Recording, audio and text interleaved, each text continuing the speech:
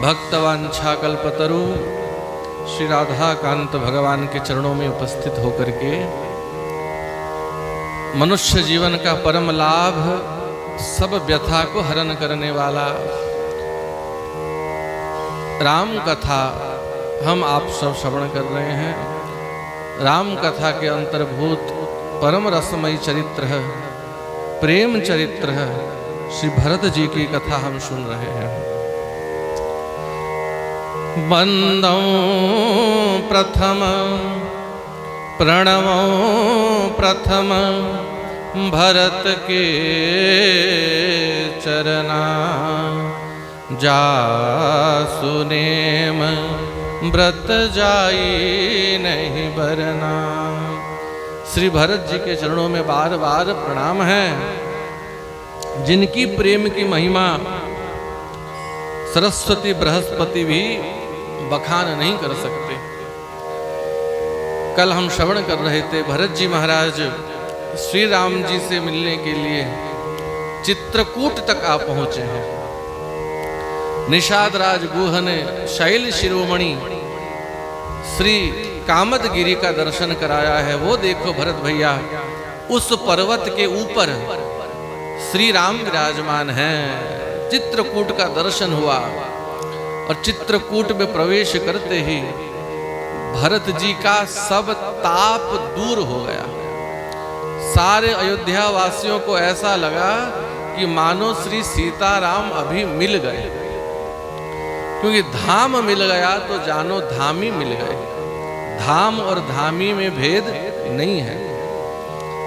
वृंदावन, नीलाचल, अयोध्या, चित्रकूट ये सामान्य भूमि नहीं है, ये स्वयं भगवत स्वरूप है। भगवान ही धाम के रूप में विलस रहे हैं। और वहां श्री सीताराम रात्रि अवशेष में उठे हैं। जागे सिय सपन अस देखा। माता सीता ने स्वप्न देखा है। देखो, श्री राम और माता जानकी भिन्न नहीं है। गिरा अरथ जल बीच सम, कहियत भिन्न न भिन्न। बंदहु सीता राम पदः, जिनहि परम प्रिय खिन्न। श्री सीताराम अलग अलग नहीं है। तो यदि माता सीता ने स्वप्न देखा तो प्रभु ने भी स्वप्न देखा। शरीर से दोनों अलग हैं, पर दोनों का मन एक है। जागे सिय सपन अस देखा। माता सीता ने स्वप्न देखा है और प्रभु से कहा कि प्रभु, आज मैंने स्वप्न देखा, और प्रभात का स्वप्न, भोर समय का स्वप्न ये सत्य होता है, ऐसी मान्यता है। तो प्रभु, मैंने देखा भरत भाई, भरत भैया पूरे अयोध्या को लेकर के आ रहे हैं, पूरे समाज को लेकर के आ रहे हैं। राम जी बोली, तो प्रसन्नता की बात है सिया, मेरा भरत आ रहा है, मेरा भाई आ रहा है। पर मां सीता बोली, प्रभु मुझे स्वप्न शुभ नहीं लग रहा है। क्यों? कारण नाथ वियोग ताप तन छाए। भरत जी के मन में वियोग, ताप, व्यथा, चिंता, खेद का दर्शन हो रहा था। भरत जी प्रसन्न नहीं है, मुख प्रसन्न नहीं है। ना शत्रुघ्न जी प्रसन्न है, ना अयोध्या वासी किसी के मन में प्रसन्नता है। और नाथ, मैंने स्वप्न में माताओं का दर्शन किया, और माताओं के शरीर पे मंगल चिन्ह नहीं है, सौभाग्य चिन्ह नहीं है। इसीलिए भय सोच बस सोच विमोचन है। भगवान सोच विमोचन है, चिंता हर है, आरत त्राण है। जिनको सोच के समय, माने दुख के समय याद करने से दुख दूर हो जाता है, वह सोच विमोचन प्रभु सोच में पड़ गए, चिंता में पड़ गए। और लक्ष्मण से कहते हैं, लक्ष्मण मुझे यह स्वप्न शुभ नहीं लगता। लखन सपन यह नीक न होई। यह स्वप्न मुझे शुभ नहीं लग रहा है। और लक्ष्मण जी के साथ माता सीता के साथ मिलकर के विश्वनाथ भगवान शंकर की पूजा करते हैं, अभिषेक करते हैं, महात्माओं को बुला करके सेवा करते हैं। राम जी कभी प्रसन्न होते हैं तो कभी चिंतित हो जाते हैं।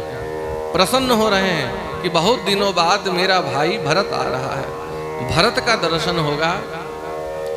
पर फिर चिंता में पड़ जाते हैं कि कारण कवन भरत आगवन, भरत आ तो रहा है पर क्यों आ रहा है। भरत के प्रेम के अधीन श्री राम हैं। अगर भरत मुझे कहेगा कि भैया वापस चलो वापस अयोध्या, तो आज तक मैंने कभी भरत को मना नहीं किया। तो अगर आज भरत मुझे कहेगा भैया वापस अयोध्या चलो, तो मैं भरत को मना नहीं कर पाऊंगा। एक तरफ पिता का वचन है, एक तरफ भरत का प्रेम है। वचन और प्रेम के बीच में श्री राम जी चिंता में पड़ गए। भय सोच बस सोच विमोचन। ये प्रेम की प्रगाढ़ता है, प्रेम की सामर्थ्य है कि भगवान को भी चिंता में डाल दिया। चिंता हरने वाले प्रभु चिंता में पड़ गए कि अब भरत को मैं क्या उत्तर दूं। फिर समाधान मिला भरत के स्वभाव को जान करके कि मेरा भरत कभी मुझे दुविधा में नहीं डालेगा। अपने प्रेमी भक्तों के लिए प्रभु निश्चिंत रहते हैं कि मेरे भक्त कभी मुझे दुविधा में नहीं डालेंगे। मेरा मन मेरा भाई जानता है। भरत कहे महु साधु सयाना, मैं जो कहूंगा भरत वह करेगा। और मेरा भरत साधु है, संत है, इसलिए भरत के लिए मुझे चिंता नहीं करनी चाहिए। देखो लक्ष्मण जी सदैव राम जी के मुख की ओर देखते रहते हैं। राम जी के मन में अगर चिंता आ गई, अगर राम जी को चिंतित देख लिया, तो लक्ष्मण जी कभी सह नहीं पाते। रघुपति भगति विमल पताका,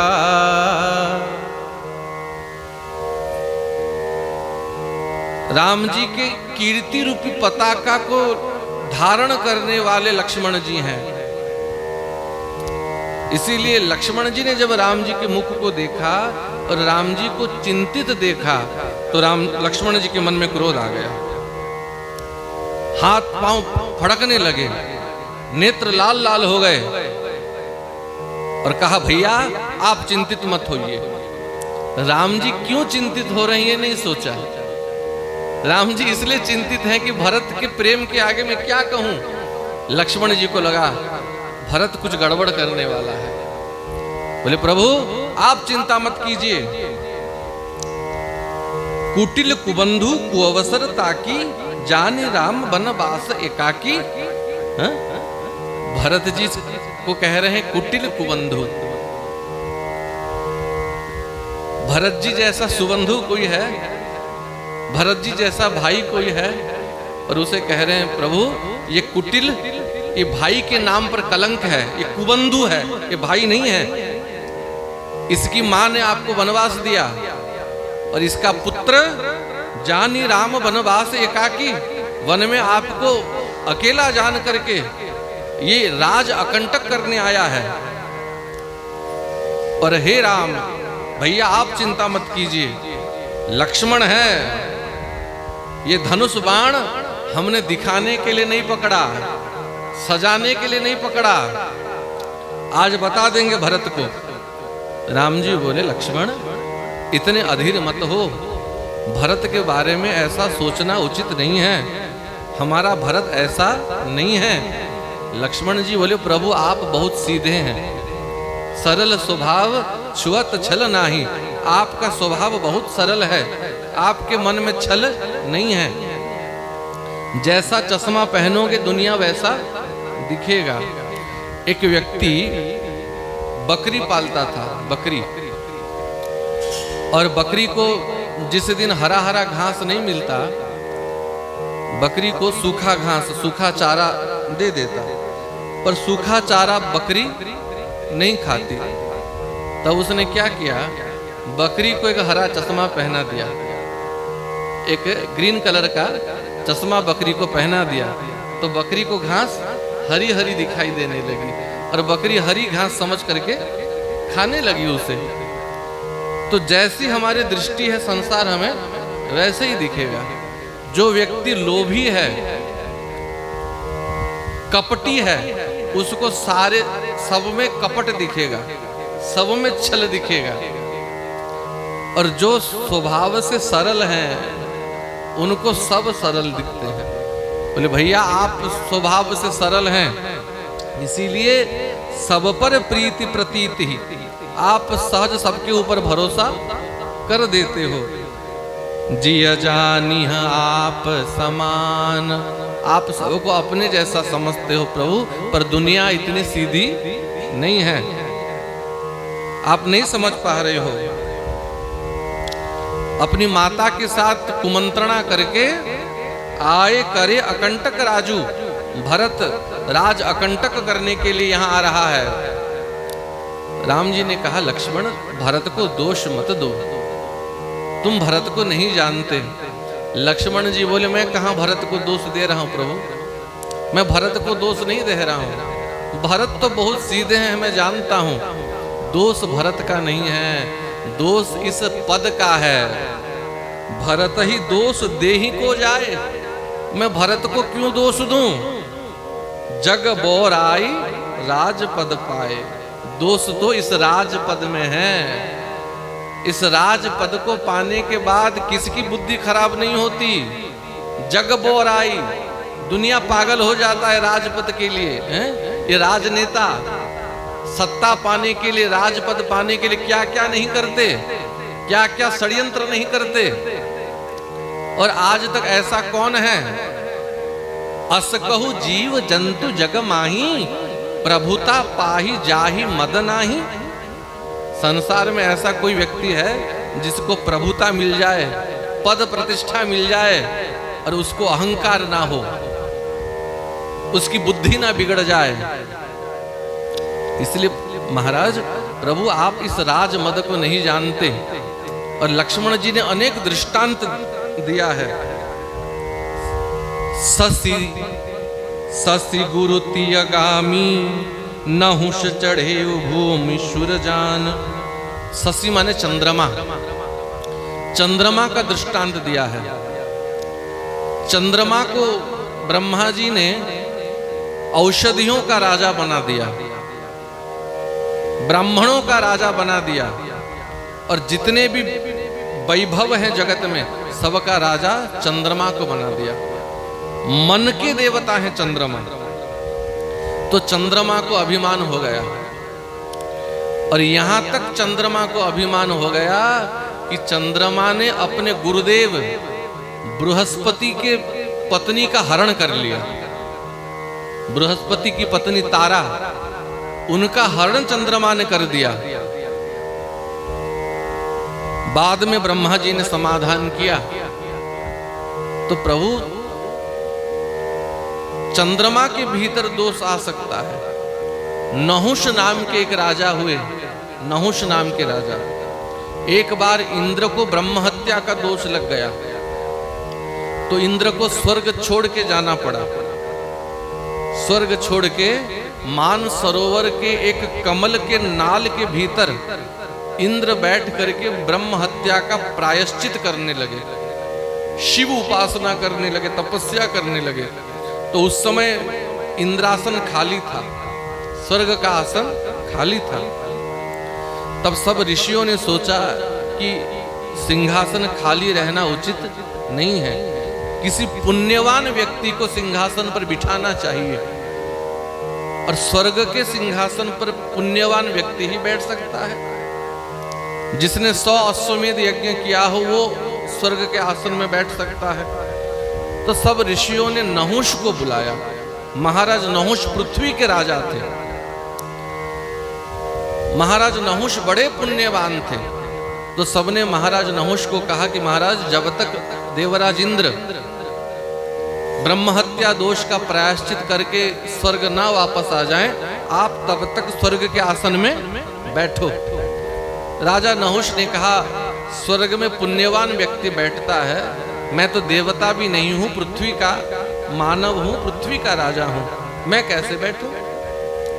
ऋषियों ने कहा, महाराज आप बहुत पुण्यवान हो, आप इंद्रासन पे बैठ सकते हो, आप बैठो। तो ऋषियों के कहने पर राजा नहुष स्वर्ग के आसन में बैठ गए। अब स्वर्ग का आसन मिल गया, स्वर्ग का वैभव मिल गया, कुबेर, वरुण, जम आदि जितने देवता सब आकर के प्रणाम करने लगे। अब जब इतने बड़े बड़े सब देवता प्रणाम करने लगे, एक पृथ्वी के राजा को अस कहु जीव जंतु जग माही, प्रभुता पाही जाहि मद नाही।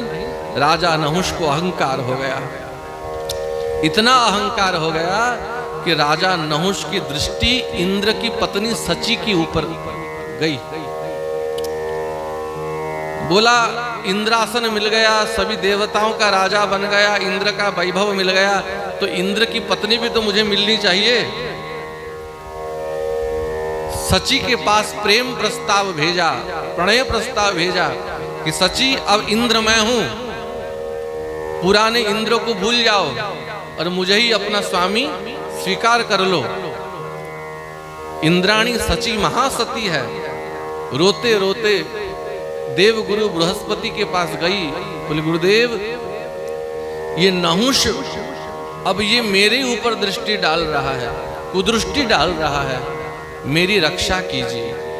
बृहस्पति जी ने युक्ति बताई, बोले सची एक काम करो, उसे पत्र लिखो, कहो मैं इंद्राणी हूं, ऐसे वैसे को स्वीकार नहीं करूंगी, एक शर्त है, अगर पूरा कर पाओगे तब मैं तुम्हें स्वीकार करूंगी। क्या शर्त है? ना ब्राह्मणों के कंधे पर पालकी रख के ब्राह्मणों के ऊपर बैठ करके आओ, तब जाकर के मैं तुम्हें स्वीकार करूंगी। कामातुराणाम न लज्जा न भैया न भय। कामातुर व्यक्ति को ना भय लगता है ना लज्जा लगती है, निर्लज बन जाता है।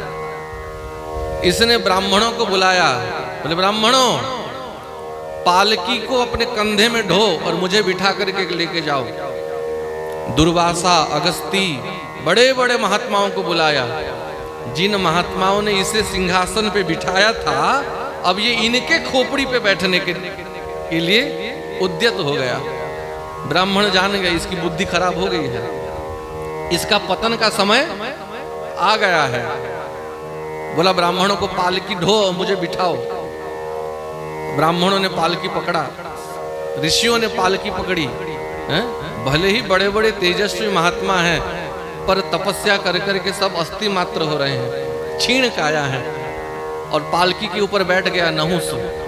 और जाते समय जब पालकी धीरे धीरे लेकर के जाते ब्राह्मणों को लात मारता, ऊपर से चरणों से लात मारता, और जल्दी जल्दी लेके चलो, सर्प सर्प सर्प सर्प माने जल्दी जल्दी लेकर के चलो। ब्राह्मण भी खींच गए, जान गए इसका पुण्य नष्ट हो चुका है। अभिशाप दे दिया, अरे दुष्ट, बार बार सर्प सर्प सर्प कहता है, जा सर्प की योनि में चला जा। तो राजा नहुष अजगर बन गया। यही दृष्टांत देते हैं लक्ष्मण जी। नहुष चढ़ेऊ भूसुर जान। भूसुर माने है भूदेव ब्राह्मण। इंद्र पद पाकर के बुद्धि खराब हो गया और नहुष ब्राह्मणों के ऊपर बैठ गया। बेन की कथा सब जानते हैं। महाराज पृथु के अंश से जन्म बेन जब राजा बन गया, न होतव्यम न इष्टव्यम, यज्ञ बंद कर दो, दान बंद कर दो, पूजा बंद कर दो और मुझे ही भगवान मानो, मेरी ही पूजा करो। ब्राह्मणों से अपना पूजा करवाने लगा। ब्राह्मणों ने शाप दे दिया, हन्यताम हन्यताम एषः पापः प्रकृति दारुणः। बेन को शाप दे दिया, बेन वहीं मर गया। और फिर वेन के शरीर को मंथन किया गया और वेन के शरीर से भगवान पृथु के रूप में प्रकट हुए हैं। तो ये सब दृष्टांत लक्ष्मण जी दे रहे हैं। सहस बाहु, त्रिशंकु, इन सब की कथा कह करके कहते हैं प्रभु राजमद पा करके जग बौराही राजपद पाई। किसकी बुद्धि खराब नहीं हो जाती? जब देवताओं की बुद्धि खराब हो जाती है तो भरत की बुद्धि बिगड़ जाए, इसमें क्या संदेह है? लेकिन प्रभु भरत ने ये उचित नहीं किया। आपको वन में अकेला जान करके निदरे राम जानी असहाई, आपको असहाय समझ रहा है, आपको निर्बल समझ रहा है। कह करके लक्ष्मण जी ने हाथ में धनुष ले लिया, बांधी जटा, सिर कटी कसी भाथा, जटा बांधा है, कमर में फेंटा बांधा है, कसा है कमर में, साज सरासन साय कहाता, हाथ में धनुष बाण लेकर के खड़े हो गए। बोले प्रभु आज बता दूंगा कि मैं आपका सेवक हूं, भरत ही समर सिखावन दे हूं। आज भरत को युद्ध में बढ़िया शिक्षा दे दूंगा। लक्ष्मण जी कहने लगे प्रभु क्रोध तो भरत के प्रति मेरे मन में पहले से ही था, है? देखो जब व्यक्ति क्रोध में आ जाता है ना तो उसके मन में पहले से जो भी रहता है सब बाहर निकाल देता है। तो लक्ष्मण जी कहते हैं क्रोध तो मेरे मन में पहले से ही था, आई बना भल सकल समाजो, आज उस क्रोध को निकालने का समय आ गया है। प्रकट करहूं रिस पाछिल आजू, आज उस क्रोध को प्रकट करने का समय आ गया। हे रघुनाथ, आज युद्ध में यदि भगवान शंकर भी भरत की सहायता करने के लिए आएंगे तो मारहूं रन राम दोहाई, मुझे आपके चरणों का सौगंध है। भगवान शिव शंकर भी आज भरत को मुझसे बचा नहीं पाएंगे। लक्ष्मण जी के क्रोध से सारा पृथ्वी कांपने लगी, जग कांपने लगा। देवताओं ने सोचा यदि लक्ष्मण जी को अभी रोका नहीं गया तो ये कुछ गड़बड़ कर देंगे। तो देवताओं ने आकाशवाणी कर ली, सहसा करी पाछे पछिताई, कहई वेद बुध ते बुध नाही। लक्ष्मण जी बिना सोच समझ करके यदि कोई कार्य किया जाए तो बाद में पछताना पड़ता है। देखो ज्यादा प्रसन्नता के समय और ज्यादा क्रोध के समय कोई भी निर्णय नहीं लेना चाहिए। ज्यादा प्रसन्नता के समय किसी को वचन नहीं देना चाहिए, ये नीति है। हम किसी के ऊपर बहुत खुश हो गए, बहुत खुश हो गए और प्रसन्नता में बोल दे जा आज से मैंने तुझे ये दे दिया, पर बाद में पछताना पड़ता है कि मैंने ज्यादा खुशी में मैं गुब्बारा बन के फूल गया और जो नहीं देना चाहिए उसको दे दिया। और क्रोध के समय भी कोई निर्णय नहीं लेना चाहिए, वो निर्णय गलत होता है। क्रोध के समय शांत हो जाना चाहिए, क्रोध जाने के बाद सोचना चाहिए, विचार करना चाहिए।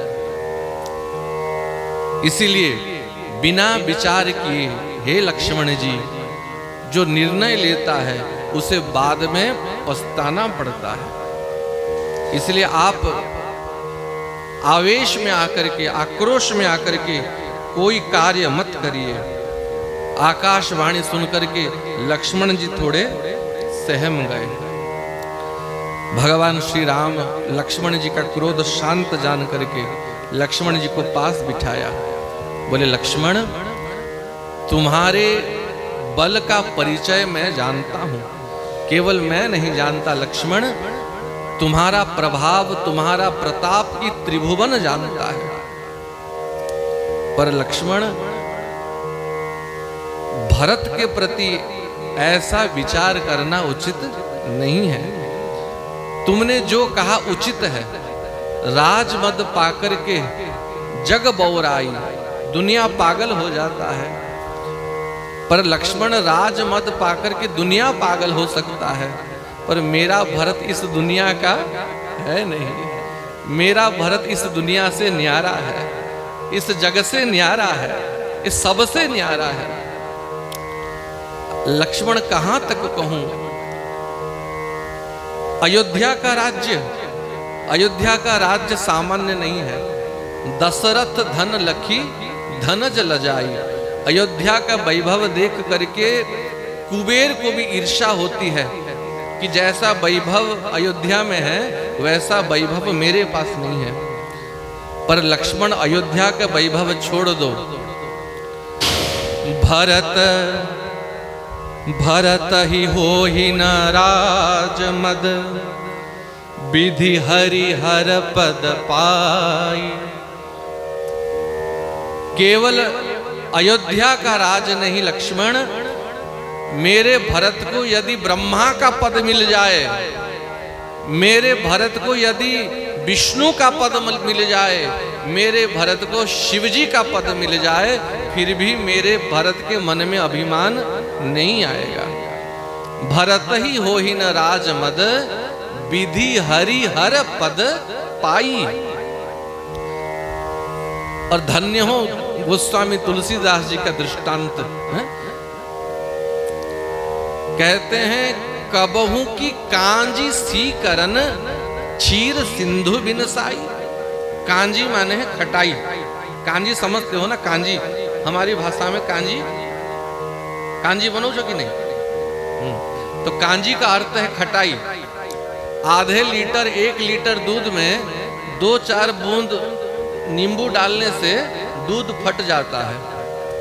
पर यह सोचकर यदि 2-4 बूंद नींबू आप क्षीर समुद्र में डालोगे तो क्या 2-4 बूंद नींबू से क्षीर समुद्र फटेगा?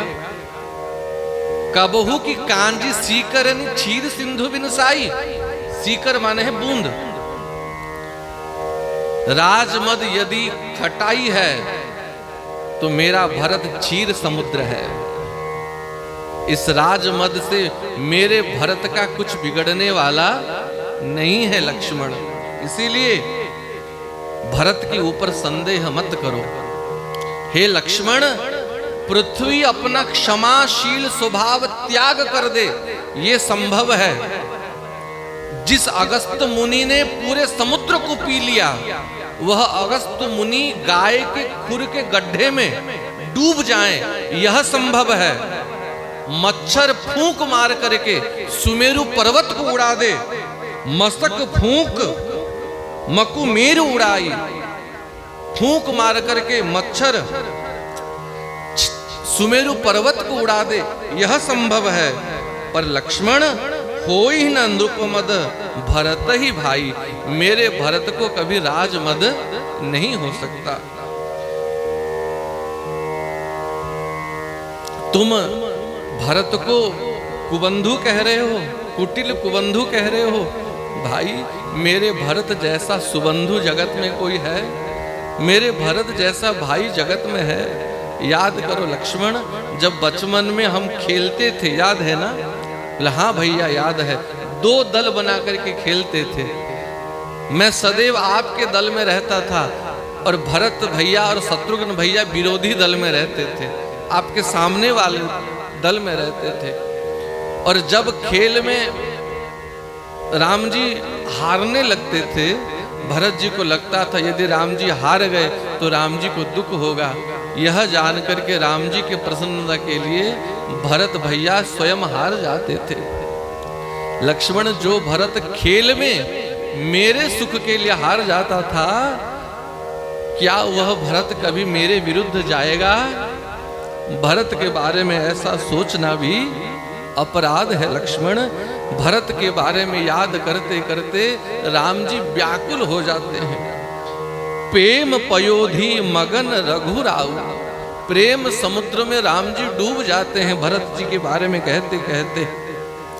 इसलिए लक्ष्मण, थोड़ा प्रतीक्षा करो, आतुर मत हो। सुनकर के लक्ष्मण जी शांत हुए। अब यहां दर्शन कीजिए। कल गोस्वामी तुलसीदास जी क्या कहते थे? उहाँ राम रजनी अब शेषा, जागे राम सिय सपन अस देखा। उहाँ राम कहते थे कि नहीं? मतलब गोस्वामी जी राम जी के पास नहीं है, राम जी से अलग है, इसलिए तो कहते थे वहां राम। तो गोस्वामी जी कहाँ हैं? अब कह रहे हैं यहाँ भरत सब सहित सहाय, मंदाकिनी पुनीत नहाए। ध्यान देना, राम जी के लिए कहा वहां और भरत जी के लिए कहा यहाँ भरत। माने गोस्वामी जी राम जी के पास नहीं है, गोस्वामी जी भरत जी के पास है। यहाँ भरत जी मंदाकिनी गंगा के तट में आ गए हैं और राम जी ज्यादा दूर नहीं है। मंदाकिनी तट में आ गए और पूरे समाज के सहित मंदाकिनी पुनीत नहाए। पवित्र मंदाकिनी गंगा के जल में भरत जी स्नान करते हैं और मंदाकिनी स्नान करके अब जब मंदाकिनी पार करके राम जी के पास धीरे धीरे बढ़ रहे हैं, अब भरत जी की स्थिति दर्शन कीजिए। फिर भरत जी के मन में चिंता व्याप्त हो गई, मोर जन्म रघुबर बन लागी। मेरा जन्म राम जी के वनवास के लिए हुआ है, मेरे कारण मेरे भैया राम को अयोध्या छोड़ना पड़ा, वन का कष्ट सहना पड़ा। मेरी माता कैकेयी ने मेरे राम भैया को वनवास दिया। इस अभागे भरत के कारण मेरे भैया अयोध्या से वन में आ गए। आज यदि मैं वन में आ जाऊं और यदि मुझे आता देख भैया राम इस वन को भी छोड़ के चले जाएं तो भरत के कारण राम जी ने अयोध्या छोड़ा। आज यदि इस भरत के कारण राम जी इस वन को भी छोड़ दें तो इसलिए भरत इस पापी मुख को लेकर के राम जी के पास जाना नहीं चाहिए। मुझे लगता है कि बस मंदाकिनी पार कर लिया, राम जी के निकट आ गए, अब यहां से वापस चला जाऊं, ऐसा भरत जी के मन में आ रहा है। राम लखन सिय सुनि मम नाऊ, उठी जनी अनत जाई तजि ठाऊं। श्री राम लक्ष्मण सीता मेरा नाम सुनकर के यदि उठ करके अन्य कहां चले जाएं तो फिर राम जी के स्वभाव को सोचा है। अस स्वभाव कहूं सुनहु न देखहूं, कह खगेश रघुपति सन लेखहूं। राम जी जैसा स्वभाव कहीं है, ऐसे दयालु राम जी जैसा जगत में कोई होगा? बिनु सेवा जो द्रवे दीन पर, राम सरिस प्रभु नाही। ऐसो को उदार जग माही। बिना सेवा के जो अपने भक्तों की ऊपर सब कृपा कर देते हैं, ऐसे प्रभु जगत में कोई होंगे? जो जहाज की पंछी फ्री जहाज में आए, जब पानी में जाने वाला जहाज, उसमें जो पंछी हैं पक्षी हैं और जहाज समुद्र के बीच में है और जहाज के पक्षी जहाज को छोड़ करके उड़ेंगे, कहां तक उड़ेंगे? अगाध समुद्र है, समुद्र में घूम फिर के वापस जहाज में आएंगे कि नहीं? ऐसे भरत जी कहते हैं, मोरे शरण राम ही की पनही। मेरे आराध्य कौन है? राम जी के चरण मेरे आराध्य नहीं है। मोरे शरण राम ही की पनही, पनही माने जूता। राम जी की पनाही मेरे आराध्य हैं। कब से आराध्य हुए? कब से राम जी की जूता भरत जी के आराध्य हुए? ये कथा हम कह चुके हैं। विवाह के समय जिस समय सब सखी दूल्हा दुल्हन को गहवर में भीतर ला करके बिठाते हैं और राम जी के पनाही जूती को एक मखमली लाल कपड़े में लपेट करके लेकर के आते हैं और राम जी के सामने रख देते हैं। और कहते हैं, हे रघुनाथ पहुना राम जी, ये हमारे इष्ट देव हैं, कुल देवता हैं, ये हमारी कुल की परंपरा है कि विवाह के बाद हमारे जमाई को हमारे कुल देवता को प्रणाम करना पड़ता है, इसीलिए आप प्रणाम करो। राम जी ने कहा, हम पिताजी को और गुरुजी को छोड़ के किसी को प्रणाम नहीं करते, हम नहीं करेंगे प्रणाम। तो लक्ष्मण जी से कहा, आप प्रणाम करो। बोले, जो काम भैया नहीं करते वो काम जीवन में हम नहीं करते। तो भरत जी के पास गए, बोले, आप इस गोरकी के जैसे नहीं हो, आप बहुत सीधे हो, सरल हो, आप प्रणाम करो। तो किसी ने कान में आकर के कह दिया, भरत भैया आप प्रणाम मत करना, ये कोई कुल देवता इष्ट देवता नहीं है। राम जी के जूते को कपड़े में लपेट करके लेकर के आई ये सब सखियां आपको चिढ़ाने के लिए। जैसे सुने, ये मेरे प्रभु के जूती हैं, मेरे प्रभु के पादुका हैं, पन्हाई हैं। याद आ गया, मोरे शरण राम ही की पन्ही, ये तो मेरे आराध्य देव हैं। कह करके साष्टांग प्रणाम करते हैं उस जूते को। सब सखी कपड़ा हटा करके हंसते हैं, जूते को प्रणाम कर रहे हो, जूते को प्रणाम कर रहे हो। भरत जी कहते हैं, ये जूते नहीं हैं, ये मेरे आराध्य हैं, ये मेरे इष्ट हैं। मोरे शरण राम ही की पनही। इसीलिए राम जी जानते हैं कि भरत को मेरे चरण पादुका प्रिय हैं। तो जब आगे चित्रकूट से वापस आते समय भरत जी ने राम जी से अवलंब मांगा, प्रभु आप मुझे कुछ अवलंबन दीजिए जिसके सहारे में 14 वर्ष रह जाऊं। तो राम जी ने क्या दिया, प्रभु करी कृपा पावरी दीनी, सादर भरत शीस धरी लीनी। क्या दिया, अपनी पादुकाएं दी कि नहीं दी? और उसी पादुकाओं को सिंहासन पर रख करके भरत जी उस पादुका से ही बात करते, पादुका बात करते भरत जी से। अच्छा बताओ, जब राम जी अयोध्या से आए थे, चप्पल पहन के आए थे, पादुका पहन के आए थे, खाली पांव आए थे, तो जंगल में पादुका कहां से आ गया? जो भरत जी को दी है। जो पादुका राम जी ने भरत भैया को दिया वह कोई सामान्य पादुका नहीं है, लौकिक पादुका नहीं है। श्री राम जी ही पादुका के रूप में प्रकट हुए हैं। ये राम जी का अवतार हुआ है पादुका के रूप में, खड़ाओं के रूप में। और प्रभु करी कृपा पावरी दीन ही, पादुका भरत जी को दिया है। इसीलिए भरत जी कहते हैं, मोरे शरण राम ही की पनही। चरण चाहे जूता को छोड़ करके जा सकता है, पर जूता चरण को छोड़ के कहां जाएगा? जूता का तो सहारा ही चरण है। और मैं राम जी की जूती हूं, राम जी मेरे आश्रय हैं, ऐसा सोच करके यद्यपि जन्म कुमातु से मैं 60 सदा ही सदोष, आपन जानी न त्यागी हैं, मोहि रघुवीर भरोस।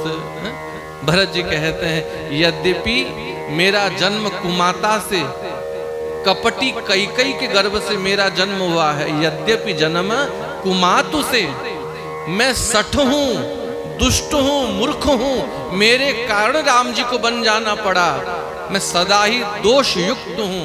फिर भी जब मैं अपने प्रभु के शरण में जाऊंगा तो आपन जानी न त्यागहि, मुझे अपना जान करके मेरे प्रभु मुझे नहीं त्यागेंगे। मोहे रघुवीर भरोस, मुझे मेरे प्रभु के ऊपर भरोसा है। ऐसा सोच करके कभी आगे जाते, फिर कभी पीछे मुड़ करके वापस जाने लगते। उपमा कालिदासस्य, संस्कृत के जितने काव्य हैं उसमें कालिदास जी जैसा उपमा कोई नहीं दे सकता। उक्ति है उपमा कालिदासस्य। यदि संस्कृत के काव्य में उपमा कालिदासस्य है, तो भाषा के काव्य में, देवनागरी के काव्य में उपमा तुलसीदासस्य। गोस्वामी तुलसीदास जैसी उपमा भी कोई नहीं दे सकता। आज भरत जी की स्थिति कैसी है? भरत दशा तेहि अवसर कैसी, जल प्रवाह जल अली गति जैसी। जल अली किसे कहते हैं जानते हो? जल अली मछली को कहते हैं। जल जिस दिशा में बहता है, नदी जिस दिशा में बहती है, मछली उल्टी दिशा में चलती है कि नहीं? जल प्रवाह को छोड़ करके उल्टी दिशा में मछली तैरती है। तो जैसे उल्टी दिशा में तैरते समय उस मछली की स्थिति रहती है, जल का वेग एक तरफ है और मछली की गति विपरीत दिशा में है, ऐसे ही भरत जी के चरण तो जा रहे हैं चित्रकूट की ओर, राम जी की ओर, पर कभी कभी अपनी माता के बारे में सोच करके, अयोध्या में घटने वाले घटनाओं के बारे में सोच करके भरत जी का मन अयोध्या की ओर भागता है। जल प्रवाह जल अली गति जैसी, ऐसा सोचते सोचते श्री राम हा रघुनाथ हा रघुपति कहते कहते भरत जी आगे चल रहे हैं। कल कैसे भरत जी का मिलन राम जी के साथ होगा, वह दर्शन करेंगे। बोल रामचंद्र भगवान की।